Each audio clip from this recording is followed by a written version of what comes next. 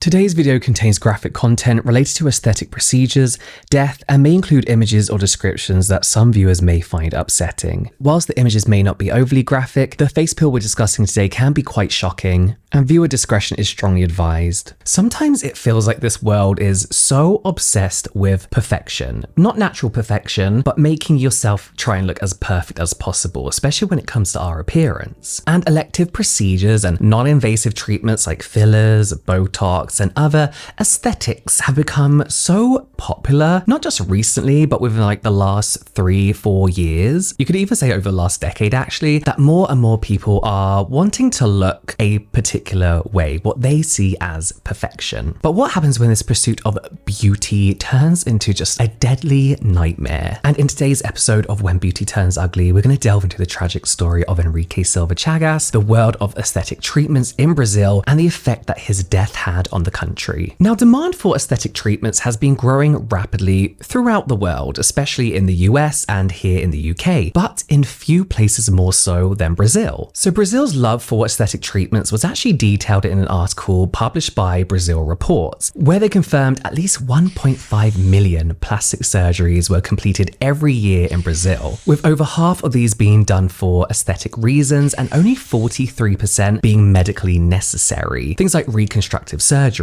And the demand for non-surgical treatments has continued to grow, with studies actually showing that non-surgical aesthetic treatments increased by 56% in Brazil between 2020 and 2022, making it the second most popular country in the world for these kind of treatments, putting them just behind the USA, which, as I mentioned, are unsurprisingly in first place. The most popular procedures, according to the International Society of Aesthetic Plastic Surgery, are Botox, fillers like hyaluronic acid fillers, laser hair removal, collagen biostimulators, and fat reduction treatments, which is kind of a given, I feel like they're kind of the most popular treatments everywhere, or at least the most discussed around the world. The article released by Brazil Reports also spoke to Brazilian psychologist, I'm going to butcher the name, Alexander Yomatsu de Paula Okamoto, about the growing popularity of these procedures and the increased pressures many are facing to achieve their perfect appearance. Okamoto discusses his own experience with the social pressure to look a certain way, saying that his issues actually started when he was just 15, when he struggled with severe acne. And this had a huge impact on his self-esteem and led him to try creams, lasers, pulse light, and even antibiotics, eventually progressing onto diamond and something called Mediterranean sea pills, and also microneedling sessions with hyaluronic acid. That's a very, very young age to have to start to worry about this kind of stuff. And he's aware that his decision to undergo these aesthetic treatments is strongly influenced by issues with self-esteem and social pressure. He says that there is a huge aesthetic pressure to meet a specific beauty standard, especially in the LGBTQIA+ community, where you need to have the perfect body, perfect teeth, and perfect skin. We almost never manage to meet these standards. He says when we look in the mirror and see a flaw, it's very painful. Today, what drives me to undergo aesthetic procedures is to feel better about my skin, to look in the mirror and not see the flaws. It's something that is so internalized in me that it's difficult to break. And what I will say is, even within the queer community, you kind of have your subcategories, right, of how somebody should look or what people find attractive. Very simply, in the gay community, you have like your twinks, your muscly men, your bears, for example. And although it kind of makes it sound like there's so much diversity, you know, there's somebody for everyone. Even within these subcategories, you have to fit a certain standard or look a certain way to be considered an attractive version of that subcategory, if that makes sense. There's so much pressure, even though there's so many different preferences too. And this is something that a lot of people can relate to nowadays. As we all know, as we've talked about time and time again here on this channel, social media plays a huge part in creating this social pressure. And there are countless influencers convincing thousands, if not millions of people that the way they look isn't good enough through filters and pose highly edited photos. We're being presented with an image of perfection which is just unattainable and doesn't even exist. Social media influencers are shaping beauty expectations in today's world, and there are many who are honest and truthful and, you know, kind of disclose everything that they have done, setting realistic expectations for their followers. But unfortunately, there are also plenty, and I would say more so, who are happy to continue presenting a false, unrealistic image, pretending that the way they look has nothing to do with the money that they spent on their face. And more worryingly, there are even some who are willing to take advantage of their own fans, pushing them to pursue unnecessary and unsafe treatments. And the focus of today's When Beauty Turns Ugly provides a perfect example of how this can all go wrong in an instant. On June the 3rd of 2024 this year, Enrique Silva Chagas walked into the Natalia Becker Beauty Clinic in an upscale area of Sao Paulo for his first phenol pill appointment. He had no idea that he would never walk out again. Enrique was only 27 years old at the time and ran his own pet store. And according to his partner Marcelo Camargo, who attended the appointment with him, Enrique had wanted to undergo this procedure for some time in order to reduce the appearance of marks that he had on his face, which he wasn't happy with. And I believe these to be like pitted acne scarring, as this is kind of like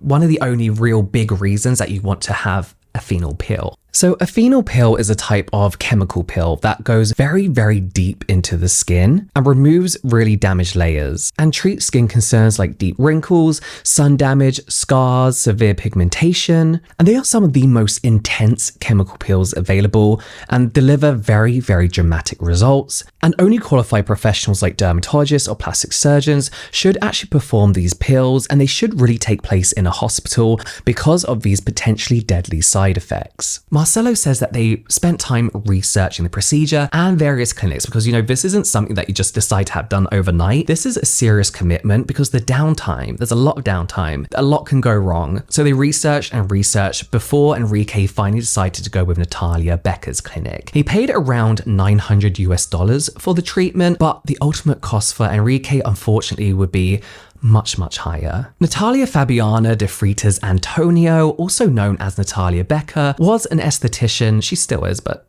and popular influencer in Brazil. And at the time, she had roughly just over 200,000 followers on social media and her own clinics in Sao Paulo and Rio de Janeiro. And her profile as a prominent influencer is kind of part of what helped convince Enrique to opt for her clinic. And I'm sure many, many others who went to see her too. So on the day, he arrives at the clinic, and according to Marcelo, a topical anesthetic was applied to Enrique's face prior to his procedure, and he was given a pill to subdue the pain that they knew was going to come. This is not a nice treatment to have. It's not unusual, as phenol pills can be very, very painful, very, very uncomfortable. They are the strongest and most aggressive form of chemical pill, essentially removing that outermost layer of your skin. And after the initial prep work had been done for the pill, Marcelo was actually asked to wait in a separate room while the actual procedure was carried out. The treatment apparently only lasted around an hour, and there were no issues during the procedure itself. According to Becker, everything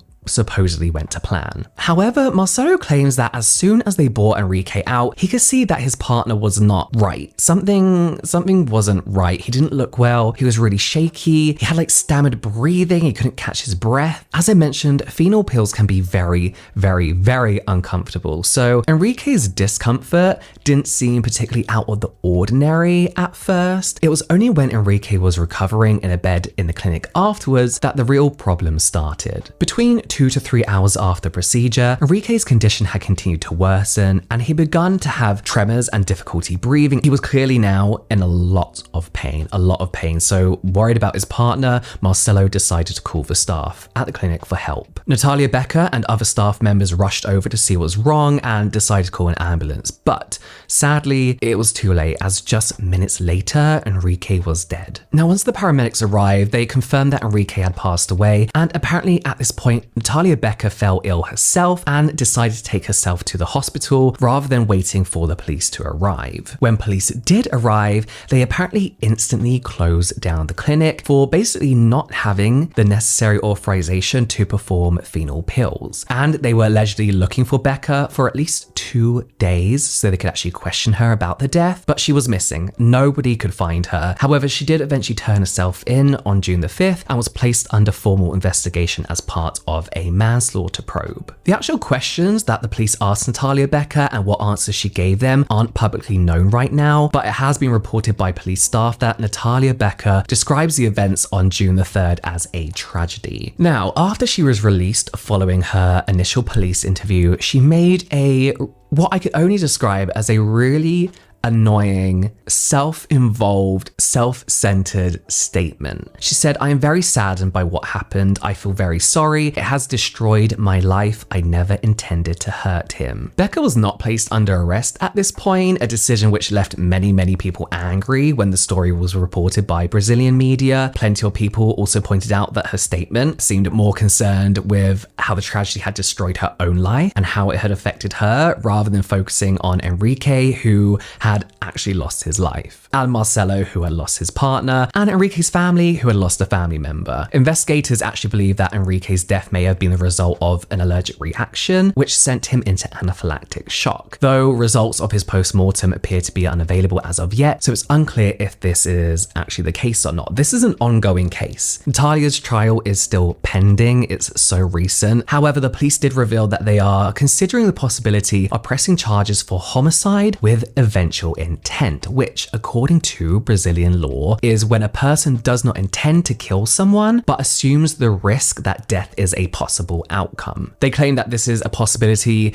given that Natalia Becker lacked the proper training to use phenol, and in fact wasn't actually allowed to be using phenol in her clinic. So this next bit is actually unbelievable and insanely frustrating, and just like, why it makes it even more frustrating that this even had to happen. Becca's lawyer actually announced that Becca was trained. Technically, she took an online course at the end of 2023 to learn how to apply phenol, saying that it was a free course organized by a pharmacist, and it specified the amounts of phenol and how it can be used, so making it a simple procedure. So she took a free online course with no hands-on experience, got no real qualification from that, or license from that whatsoever, because it was a free online course. Despite her lawyer's claims, Brazilian medical associations would of course disagree with those statements and that assessment of what had happened. They argue that only doctors should be applying phenol, as it is an invasive procedure with a risk of causing severe reactions or even death. The Regional Medical Council of Sao Paulo stated that invasive procedures such as phenol peeling should only be made by doctors, and the practice by non-medical professionals represents an unacceptable risk to public health. The Brazilian Society of Dermatology stated that phenol peeling requires extreme caution. They say it is essential that the procedure be conducted by qualified doctors, preferably in a hospital environment, with the patient properly anesthetized and under cardiac monitoring.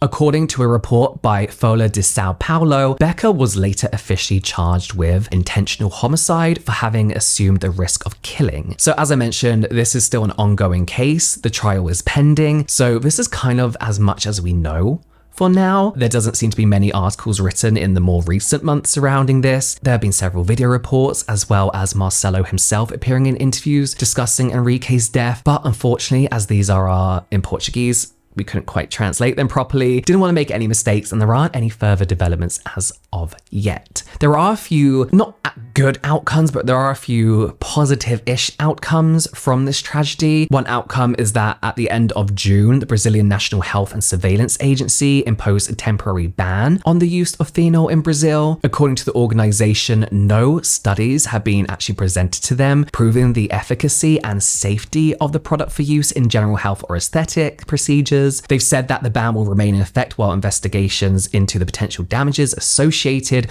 with the use of phenol are conducted. And this decision came about after the Regional Medical Council of the state of Sao Paulo went to federal court to request the suspension of the sale of phenol substances to professionals who are not doctors. Now, this isn't to say, of course, like so many people have very successful phenol pills that do change their life, can reinstall the confidence back into this person. And despite the temporary ban that happened in Brazil, phenol peeling is a very valid procedure in the right circumstances. When performed correctly by medically trained professionals, it can give super impressive life-changing results. However, since it is an invasive procedure involving a toxic substance, complications can obviously occur, such as intense pain, changes in skin color, and even unpredictable cardiac issues, and as we can see, even death. Regardless of the phenol concentration, application method, and depth reached in the skin, it can still have all these repercussions. In the Brazil Reports article I mentioned earlier in the video, they spoke to Carolina Marcon, a dermatologist from the Brazilian Society of Dermatology, who advised that all invasive procedures or those that cause a physical or anatomical changes to the skin's characteristics should be performed by a doctor. And she said that this is really due to both the significant importance of thorough and rigorous preliminary evaluation of the client and the fact that there could be potential life-altering, life-threatening complications that only a qualified doctor can deal with and handle. This is advice which in hindsight sounds so simple and like, oh, of course, but you just don't think that. I think especially with aesthetics how it is nowadays, we have people like injecting people in a back shed in their garden, you know? You need to see somebody who has the licenses, somebody who can administer life-saving medication if something was to go wrong. Marcon went on to say that when considering getting any aesthetic treatment done, it's important to remember that the procedure is not just the act of injecting or applying a product, but also involves having evaluation both before and after, as well as follow-ups as well. You know, they want to see that everything's gone fine, that you are safe, that you are healthy. She also emphasized the importance of consulting a dermatologist before undergoing any aesthetic procedure, no matter how simple it may seem. I mean, that's the first I've kind of heard of that. I don't always think that's necessary, but that's the thing, it's seen the right people. But Enrique thought he had done his research and was unfortunately misled because of the lack of legislation, the lack of guidelines, the lack of laws, the lack of, I guess, who is and who isn't allowed to practice certain procedures. In Brazil, as in most of the world, aesthetic procedures are a booming industry, with many seeking quick fixes to achieve their idea of perfection while paying as little as possible. And this really is where the problems start to arise, where the issues occur. It's not a cheap treatment, it's not a quick fix, and anybody who tells you otherwise or who suggests it as otherwise hasn't done the right research, don't have your best interest at heart. And this is one of the huge reasons why patients turn to less qualified professionals instead of specialized doctors. Marcon says that the price is a divisive factor, but it should also be the reason for suspicion. There are many costs involved in the procedure, depending on the professional's training and the products or equipment being used. If the prices are too low,